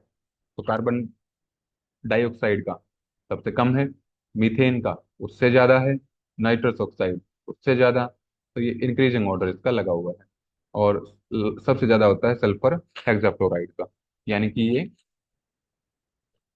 अगर इसका एक मॉलिक्यूल मान लिया रहता है, सॉरी, ग्लोबल वार्मिंग पोटेंशियल है, क्या पढ़ा है हमने, कि एबिलिटी टू एब्जॉर्ब एनर्जी, कितनी एनर्जी वो एब्जॉर्ब कर सकता है। तो अगर 100 साल का टाइम पीरियड लिया जाए, तो जो कार्बन का एक मॉलिक्यूल होगा वो एनर्जी स्टोर कर सकता है। उतनी ही एनर्जी को स्टोर करने के लिए मीथेन के 25 मॉलिक्यूल चाहिए, नाइट्रस ऑक्साइड के 265, CFC के 10,200। ठीक है, तो इस तरह से ये ग्लोबल वार्मिंग पोटेंशियल डिसाइड हुआ है। फिर एक दिया हुआ है टेबल एटमॉस्फेरिक लाइफ टाइम की। ठीक है, ना याद हो तो इसको स्किप कर सकते हो, कि कितनी देर वो, कितने साल वो उस एटमॉस्फेयर में गैस रहेगी। तो कार्बन डाइऑक्साइड अगर कहीं पर है, रिलीज हुई है, तो वो 100 साल तक रह सकती है वहां पर। ठीक है, मीथेन 12 साल, उसकी लाइफ रहेगी, 12 साल के बाद उसकी जो पोटेंशियल होगी या फिर जो उसकी वैल्यू होगी वो कम होना शुरू हो जाएगी। Nitrous oxide 121, CFC 12, 100, CFC 23, 222, SF6 3200, nitrogen trifluoride 507। ठीक है, ये इस टेबल को रीड करने का तरीका, अगर याद करना हो तो कर सकते हो, एग्जाम के लिए इंपॉर्टेंट नहीं है ये। कंट्रीब्यूशन टू ग्लोबल वार्मिंग, इससे क्वेश्चन बन जाता है, आपसे पूछेगा कि which of the following is the major contributing factor to global warming. इसमें आपको मान लिया ये चार ही ऑप्शन दिए। पहला ऑप्शन दिया है मीथेन, दूसरा दिया है नाइट्रोजन ऑक्साइड का, तीसरा दिया है फ्लोरिनेटेड गैसेज, और चौथा दिया है इसने कार्बन डाइऑक्साइड का। तो पूछ रहा है मेजर कौन सा है, तो मेजर कौन सा हो जाएगा, कार्बन डाइऑक्साइड, क्योंकि 82% कॉन्ट्रीब्यूट करता है ग्लोबल वार्मिंग। ठीक है, फिर दूसरे नंबर पर मीथेन, तीसरे नंबर पर नाइट्रस ऑक्साइड, 4 नंबर पर फ्लोरिनेटेड गैसेज। मेजर आपको ध्यान रखना है कि कार्बन डाइऑक्साइड है। ठीक है, ये हमने उसमें टेबल में भी देख लिया था कि बाकियों को लगभग, उसमें टेबल में अगर देखें तो जितनी एनर्जी को इसका एक मॉलिक्यूल स्टोर कर सकता है, उतनी एनर्जी को मीथेन के तो 25 मॉलिक्यूल चाहिए स्टोर करने के लिए। तो आप ध्यान, ये यहाँ से भी देख सकते हो कि कार्बन डाइऑक्साइड कितनी खतरनाक गैस है।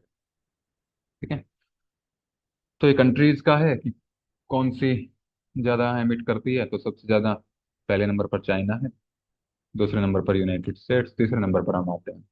ठीक है। तो एक हमने देखा है ओजोन। तो क्या होती है ओजोन? फॉर्मूला क्या होता है ओजोन का? Chemical formula. हाँ जी पूनम। O3 आचार्य जी। O3। ठीक है। तो इनऑर्गेनिक मॉलिक्यूल है ये। इनऑर्गेनिक मतलब कोई भी कार्बन का मॉलिक्यूल इसमें अटैच नहीं। तो पेल ब्लू गैस है ये, with A distinctively pungent smell. Pungent smell कौन सी होती है? जो तीखी गंध वाली होती है। तो ओजोन की क्या होती है? थोड़ी सी तीखी गंध होती है। इसके बाद आता है क्या है गुड ओजोन और क्या है बैड ओजोन। तो गुड ओजोन और बैड ओजोन ही मैंने बता दिया था कि गुड ओजोन क्या है, जो स्ट्रेटोस्फियर में हमारी ओजोन लेयर बनी हुई। ठीक है। और गुड क्यों बोलते हैं? क्योंकि ये रक्षा करती है हमारी। किससे रक्षा करती है? अल्ट्रावायलेट रेज से रक्षा करती है। कहाँ से आ रही है ये? सूर्य से आ रही है। फिर दूसरी है इसमें बैड ओजोन, जो कहाँ पर बन जाती है? ग्राउंड लेवल पर। ग्राउंड लेवल पर कौन सा एटमॉस्फेयर का पार्ट है?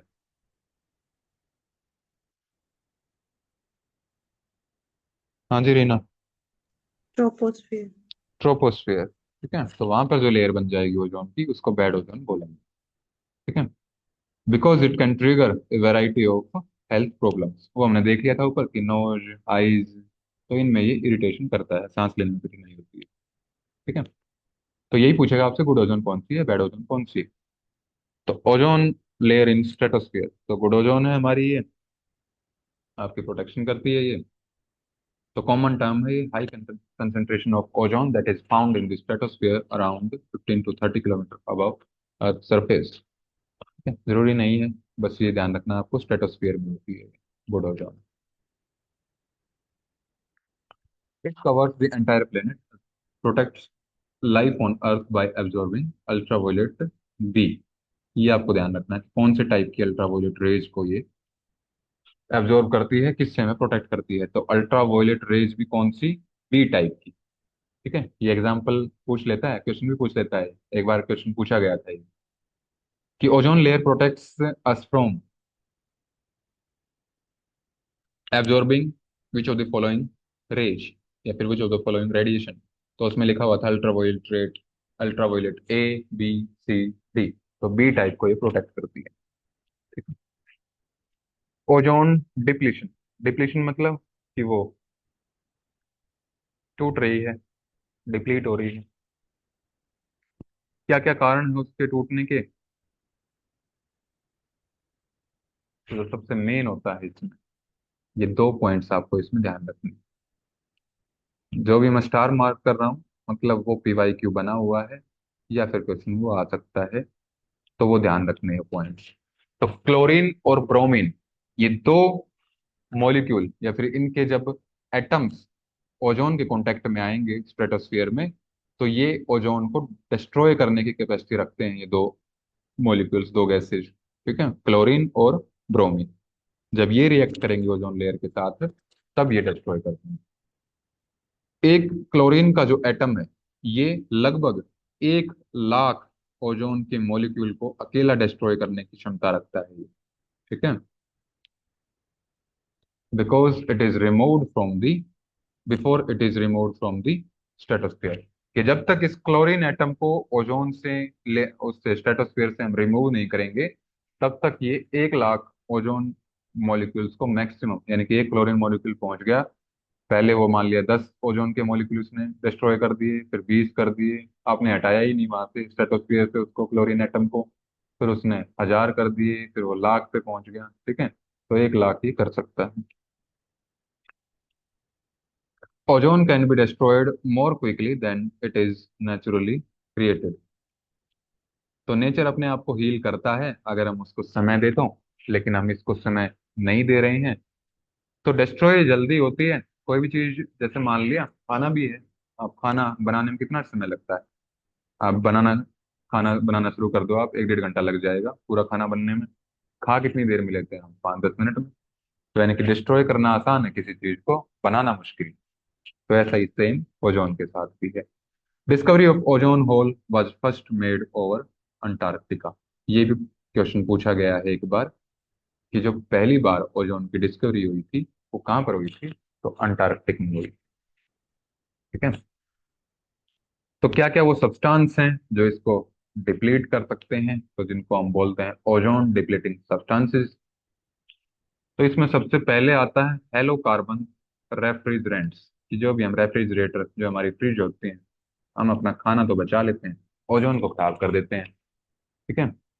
सॉल्वेंट्स, जो भी पेंट वगैरह के सॉल्वेंट्स आते हैं। प्रोपेलेंट्स, के जो भी मक्खी मच्छर भगाने वाली जो भी आती हैं मशीनें। फोम ब्लोइंग एजेंट्स, जिनमें फोम बनती है, जो शादी वगैरह में फोम उड़ाते हैं। ठीक है। तो ये इसके मेन सोर्सेज हैं, मेन कोज करते हैं ओजोन डिप्लीशन में। सीएफसी, जो कि एसी रेफ्रिजरेटर इनसे निकलता है।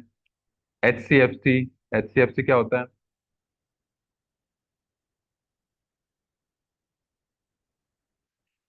आइडिया लगा लो थोड़ा सा। सीएफसी ये हो गया, तो एचसीएफसी क्या होगा? हाँ जी ज्योति। Hydro chlorofluorocarbon. हाइड्रो।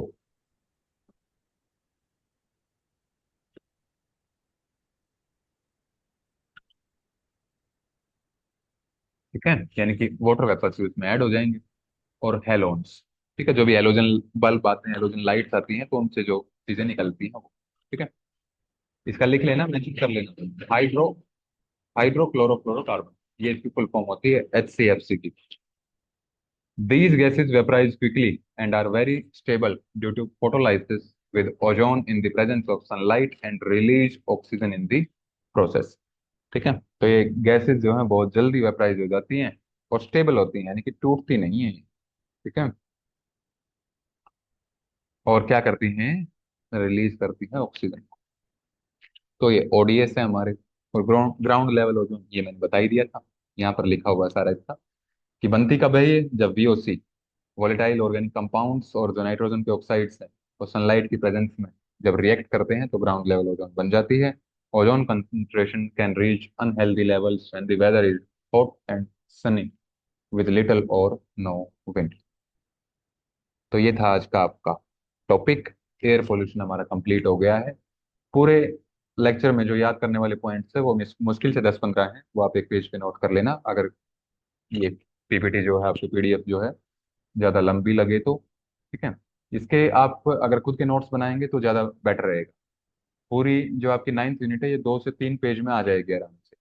ठीक है। तो जो जो मैं पॉइंट्स आपको इसमें बताता जाऊँ, क्योंकि मैंने आपको सारा लिखना भी पड़ेगा, मुझे समझाना भी पड़ेगा सारा। ठीक है। और जो आपको एग्जाम के टाइम पे पढ़ के जानी है वो सिलेक्टेड चीज़ें हैं। ये इतना रामायण आपको पढ़ के नहीं जानी है।